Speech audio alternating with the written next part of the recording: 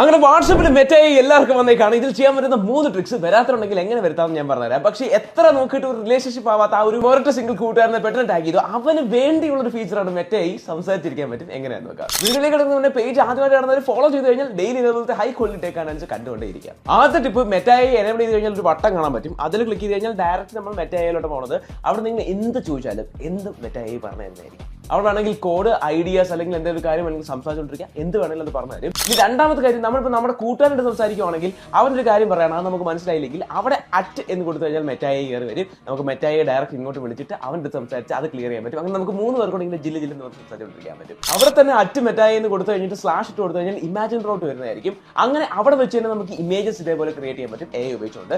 അതും അധികമായി യൂട്ടിലൈസ് ചെയ്യുന്ന സാധനമാണ്. ഇനി ഇത് വരാത്തുണ്ടെങ്കിൽ നമ്മുടെ ഇൻസ്റ്റാഗ്രാം ബയോയിൽ പോയി കഴിഞ്ഞാൽ ബ്രോഡ്കാസ്റ്റ് കാണാൻ പറ്റും. അതിൽ ക്ലിക്ക് ചെയ്ത് കഴിഞ്ഞാൽ ഞാൻ ഒരു ലിങ്ക് കൊടുത്തിട്ടുണ്ട്. അത് മെറ്റയായുടെ ലിങ്കാണ്. ക്ലിക്ക് ചെയ്ത് കഴിഞ്ഞാൽ അതിലോട്ട് സംസാരിക്കാൻ പറ്റുന്നതായിരിക്കും. ഈ 3 കോർ ട്രിക്സിന് ഒരുപാട് സബ് ട്രിക്കുകൾ